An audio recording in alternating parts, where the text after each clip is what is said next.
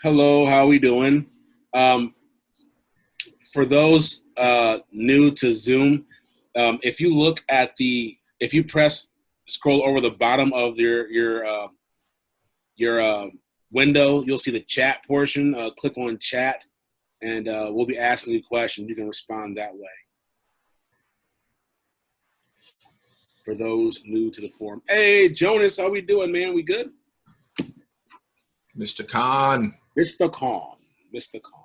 Hey, happy belated birthday, man. Yeah, happy belated birthday, man. Big 1-3. I've been seeing those videos of you doing trick shots, huh? I see what's going on here. I see. All right, everybody. So welcome to our spring Birdie class. A little different. We're digital instead of being face-to-face, but we'll still make it work. We're going to have some fun.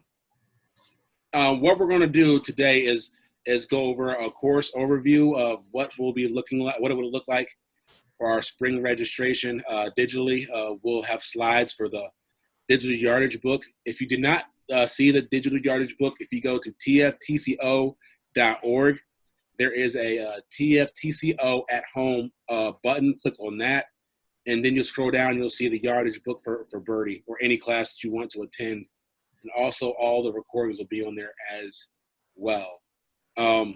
So right to it, the overview of the class, what we're going to be doing. I'm going to pull up the slide for us to look at, and then we will get busy. If you have an old book, you can follow along with an old book. You don't need a new book. You can reuse your old one and follow along with that. Obviously, as times change, your answers will change. So just review what you might have wrote in the past and then see how it might change to the new scenario, to where you're at right now. Yeah, it's very true. Also, if you did not know, I am Coach Corey. This is Coach Ethan. Here is our digital yardage book.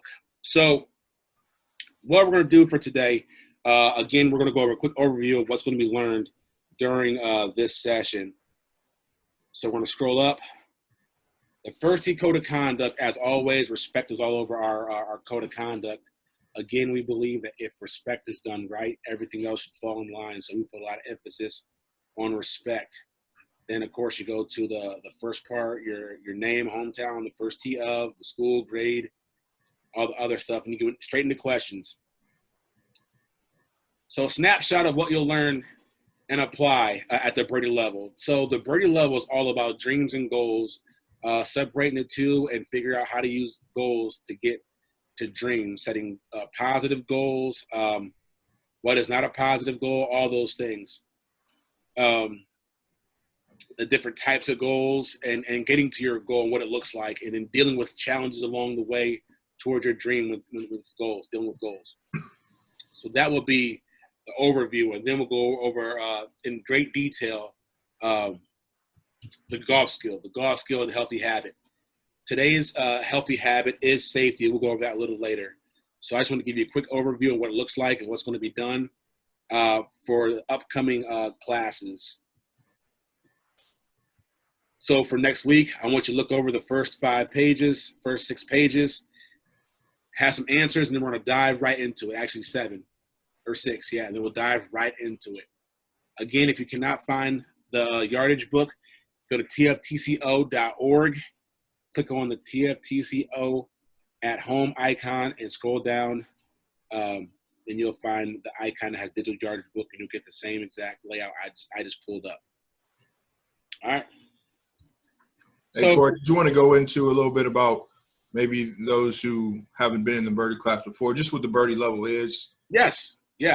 So how the first tee maps everything out is with life skills, and life skills change as you progress through the system. Like right now, Birdie is level 3. Level 1 would be player, and then you'll go to level 2, which is par. Level 3, which is Birdie. Level 4, eagle, and level 5 would be ace. So how it breaks down is that the par, we're trying to build a foundation. The foundation, the first tee, is built on the 9 core values. And then from there, we get a little deeper into interpersonal skills with par. So you'll deal with learning the art of R's, the things you should learn before, and things like that. Learning how to respect yourself, respect others, and the environment. And then we get to a level that we're at now, which is all about setting goals, positive goals. Goals are very, very important in life, and making sure that they're the right goals for you, and they're realistic. That's definitely one of them as well. All right, so today, for those who have not golfed in a long time, and for those who are actually looking to get into the potentially tournament golf, because at this level, you should be more serious about your game, we have a video for you to show what you will need for a round of golf. So I have a couple of the coaches, Coach Ethan, Coach Booker, and Jake, to tell us a little bit about what you'll need for a round of golf. And if there's anything in there that you like to have that we didn't cover, please type in and let us know and share that with us as well. It will be a little laggy, just bear with us.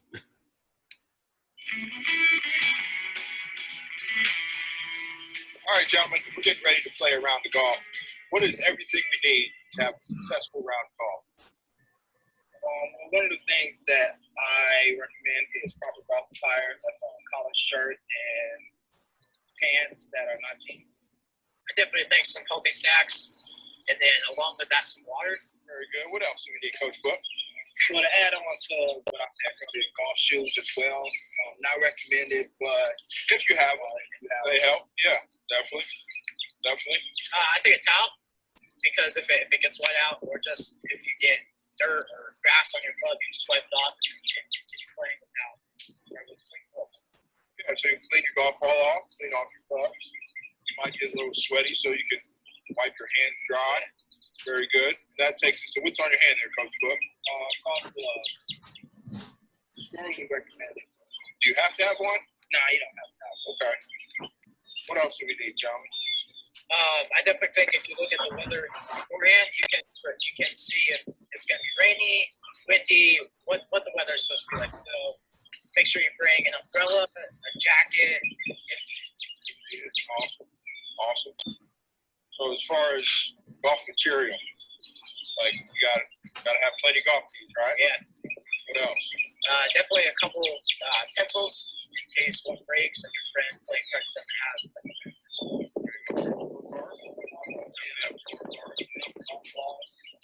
Bag. Definitely a bag now.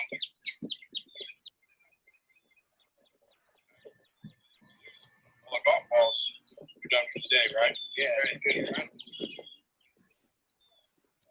We have enough golf balls up there. All right, what else? Something else? Say down. Bag and golf balls.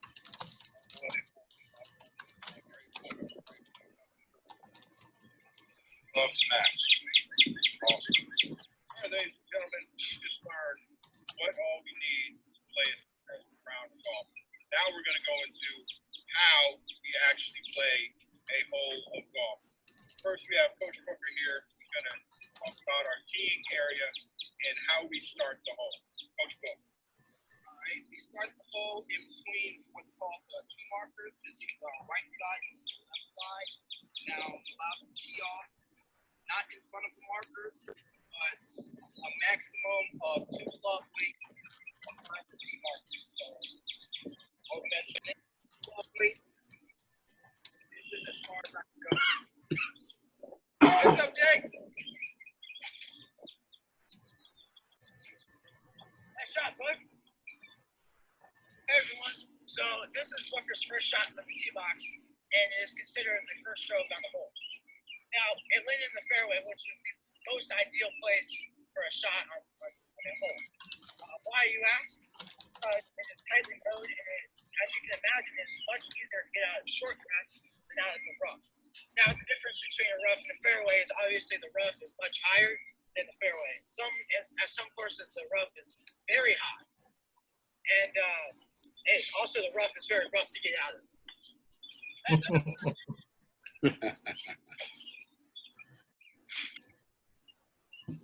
Great shot. Check.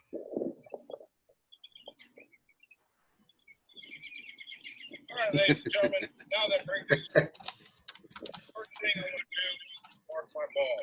I'm going to take the point, my ball marker, place it directly behind the ball, in between the hole and the ball. Take a straight line between the golf hole, my golf ball, put my point down. Now I can pick up my ball, clean it off. Then I want to make sure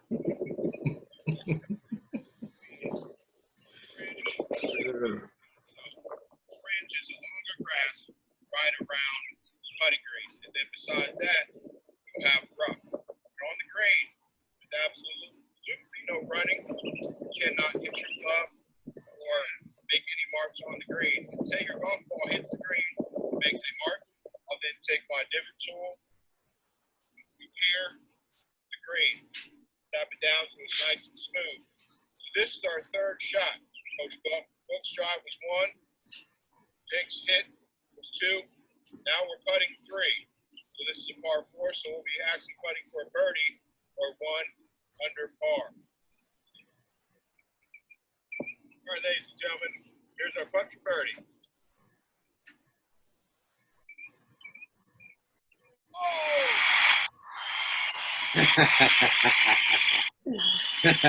So, really quick. Rookie magic. So really quick, I want to ask a question.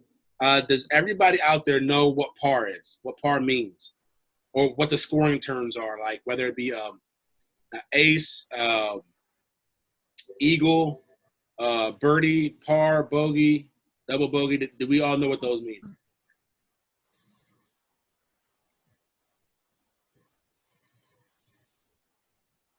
So take your time and answer that. And Coach E, you're on now for safety. Let's talk about safety. All right, ladies and gentlemen, safety is our healthy habit. Obviously, some of us do not have access to a golf course, so we're practicing at home or around the house. So safety is very, very important. Just make sure you have a safe space, whether outdoors or indoors. Obviously, you do not want to hurt yourself, siblings, parents, guardians, your house pet, and you don't want to break into your property. So very important. Just be mindful of safety when you're indoors and outdoors. And also be practicing social distancing, making sure you're obviously washing your hands and sanitizing your clubs or whatever equipment you use if others are going to share it with you before and after you practice, I would say. Yes, very important. And also note that we did this video last week, and that's why you can see that both Jake, Booker, and Coach E were all in the designated 6 feet apart from each other while filming the video. So everything you do, everywhere you go outside of your home, you should really focus on social distancing. Now, what about our stretch of the day, Coach E? All right, this is stretch of the day, aka stretch of the week. Please take about 5 to 10 minutes each day to do this stretch. Today we'll be focusing on the golf skill of putting. And to become a good putter, as Jonas and Christina, and whoever else might be participating today, you have to practice, and you have to practice for a long time. So over time, as you're practicing, your lower back gets tight, and once your back gets tight, then it becomes uncomfortable, and then you might not be able to practice as long. So our stretch that we're going to be doing will focus on stretching out your lower back. So everybody, we're going to just do this real quick. Just stand up. If you're sitting down, find a safe space. Excuse me while I scoot back. Can you hear me, Coach Corey? I sure can. All right, so you just want your feet about as wide as you can get. And then you're just going to take the palm of your hands and you're going to just bend from the waist. You can lock your legs out or have your knees slightly bent if you want to, but then you're just going to bend down and try and touch the ground with the palm of your hands. If you can, that's great. If not, that's okay. That's why we practice and keep doing these so your flexibility improves over time. And what this stretch does, you'll feel it in your quadriceps as well, but you'll also feel it in your lower back and gets that nice and loose so you can stand and putt for a long amount of time. So just get bent from the waist, bend down, hold about 10 seconds, and then come up nice and slow, and then repeat. So do that about 5 to 10 minutes each day, and hopefully you will feel your lower back stretch out and your flexibility improve, which will again in turn lead to longer duration in your putting practice. All right, now to our exercise of the day.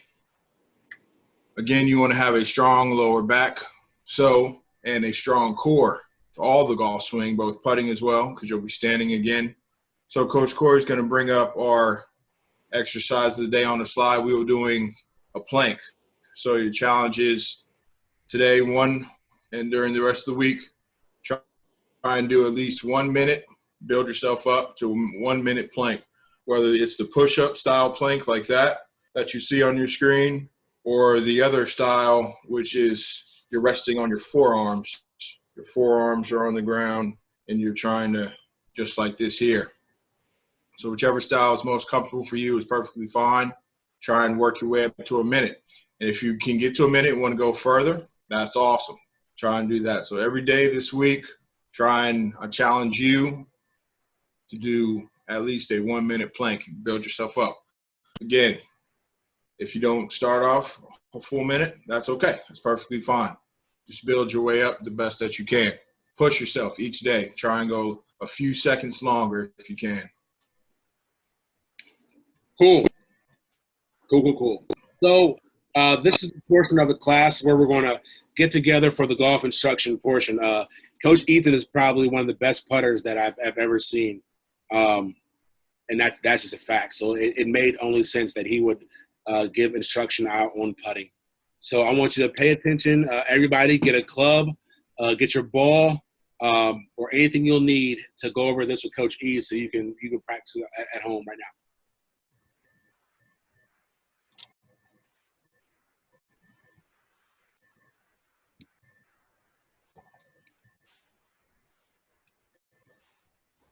Hello, ladies and gentlemen. So the first you're going to go over what the par went through, so he can catch you up, and then after that you're going to the video for you that's dedicated for Birdie. More specifically, rhythm and tempo of the putting motion.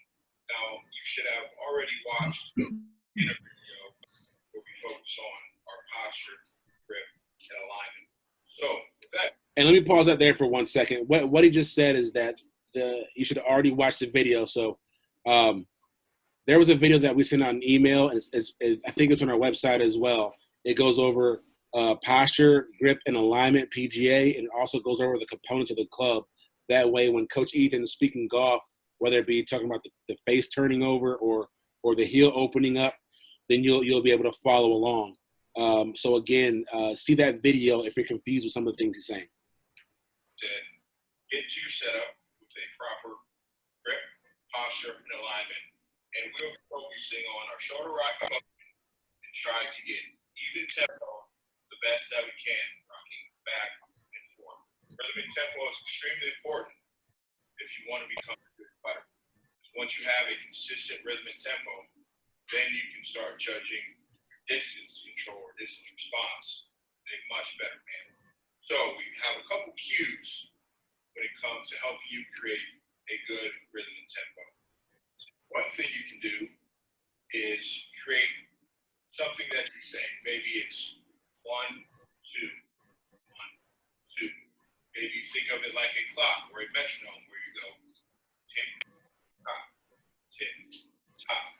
And they also even have apps now on your phone, if you have that available to you, where you can get a metronome app or something like that that will actually set the rhythm and timing for you, and then you can just putt right along with that app. But this, again, is very important to becoming a good putter. So, here's your cue. How we doing, ladies and gentlemen? Coach Ethan here, First Tee of Central Ohio. Welcome to week 1 of our Birdie lesson. Today we'll be focusing on putting, more specifically, our distance response. So at this point, you should have already watched the beginner video, which we focus on our setup, our posture, grip, and alignment.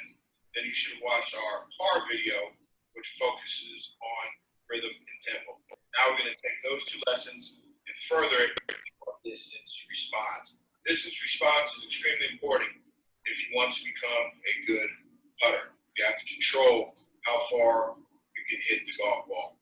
That way, if you miss the hole, you have a nice, easy putt coming back to the hole. So, materials needed for today. You will need your putter, at least one golf ball, and 3 targets. You're not necessarily aiming at the target. They're just going to give you a point of reference to where you want your ball to stop.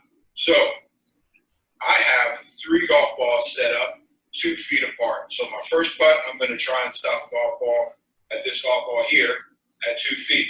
Then my next putt, I'm going to try and have my golf ball stop around this golf ball at 4 feet. And then the final putt be a 6-foot putt. So, say you don't have 6 feet.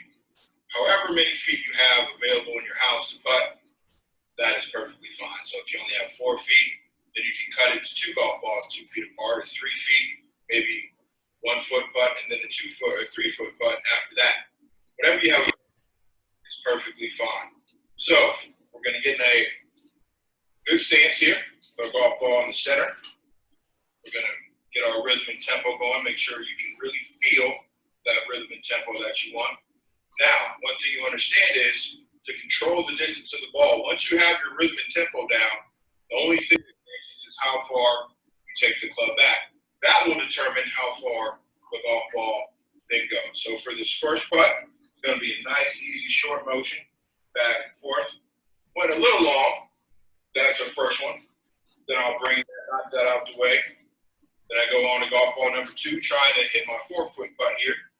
Trying to, again, stop the ball right by the ball. Back and forth. A little long there as well. But again, you also want to make sure that you're getting your golf ball to your target. Again, you cannot make the ball in the hole if you don't get it there. So going a little long is perfectly fine. So I'll knock that out the way. Now it's my 6-foot putt.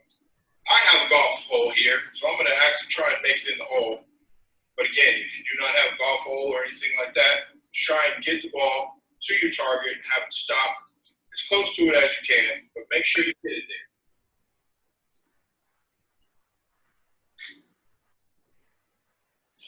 All right, I finally made one. This is our distance response drill. Once you go through it, do it a few times until you can really feel the difference from the first putt until the last. Okay, so a couple things to talk about with that. What about your head when it comes to putting? Yes, it's one thing I didn't mention in the previous videos is you want to make sure that you keep your head completely still throughout the entire putt, keeping your eyes on the ball the entire putt, and your head locked in nice and still. Professional golfers, they try and listen for the golf ball to go in and not look for it. Because the problem is when you go to look for it, say you're putting and you look for the ball as you're putting and you look up, you're going to pull your shoulders up, and that could cause you to hit the ball and hit your ball offline or not hit it solid, and then you won't get the appropriate distance. So again, very important. Just lock your head in, eyes on the ball. I like to pretend there's a coin underneath the golf ball that when I hit the ball, I'm waiting to see that coin. That way, that'll ensure that once you hit your golf ball and you see that imaginary coin, that you kept your eyes down throughout the entire putt. Okay. Also, do you know what else could they use? So for those who don't have clubs, for instance, if anybody needs clubs or anything of that manner, then by all means, let us know so that we can get you some clubs and some balls to practice. And also, if you need just some practice balls like foam balls or wiffle balls to practice at home, we have those as well. Because we know a lot of Birdie kids already have their own clubs, but they might not have foam balls. So let us know about that as well. But back to what I was asking you, E, what could they use instead, or just to be safe in the house? That's a great question, Corey. You might have a household item like a broom. You might actually be able to find a nice safe stick out in the yard that you could use, or you can just use an imaginary club and just put your hands in the grip position. Just stand up, really get a good posture, grip, and alignment, and put your hands down as if you're actually holding a club, and then practice your putting motion right there. You can practice your rhythm and tempo, and then pretend as if you were hitting different distances by taking the club back less. Motions control with your shoulders, as we always talk about. So you could rock your shoulders back a little bit less and then a little further the next time to try and simulate distance response. So even if you don't have any materials, you can always just use your imagination and practice or set up and practice the motion itself. So when you actually do get to a golf course and you have a club and some golf balls, then the only thing changes is you actually have a real club in your hand, but you have the motion down and you kind of have the feeling of what you want to do. That's a great question, Coach Corey. Good. I'm glad. That was a very good answer. So what Ethan was saying is, and one part that stood out to me more is posture. You know, posture is one thing you don't need a club to practice, but you should practice an awful lot. Poor posture is probably the number one cause for bad swings. Would you agree, Coach E? Definitely. So make sure you watch. It's hard to make a good swing from a bad setup. Yeah. Make sure you're watching those PGA instructional videos before the class. Like come next week class, we'll have another set of videos to go out because next week we're going over the chipping motion, the wide chipping motion, and it requires a different setup, a posture setup and alignment to it. So, or posture grip and alignment. So make sure you're doing that. Is there any questions thus far? Now, because the class sizes is so small, we're going to do things a tad bit different starting next week. If the class remains the same size, then we'll have you raise your hand. If you have a question, then I'll tap on your name and you can actually ask us the question versus typing it in. Does that sound good with you, E? Definitely. All right. So a really quick wrap up of what we did and what we worked on today and talked about. We went over what to do with our life skills and what pages to go over. I'll put that up on our screen one more time in case you forgot about it or didn't know exactly where to find it or what it looked like. So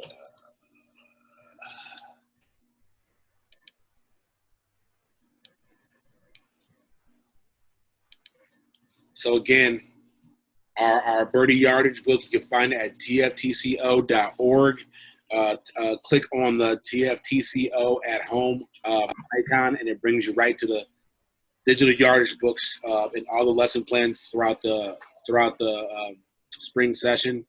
And click on yardage book, and you'll see this exact same layout. It'll come in a PowerPoint in a PowerPoint slide. So again, go over the first 6 pages of what we're doing, and starting next week, we're going to dive into the difference between dreams and goals and setting goals that are positive and important to you. Sound good, E? Definitely. All right.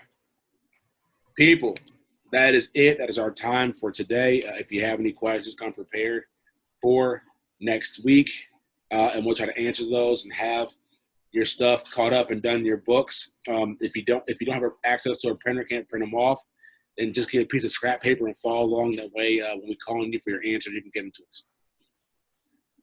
All right, everybody, you take care, and we will see you all next Wednesday. Have a great week, everybody. Yeah.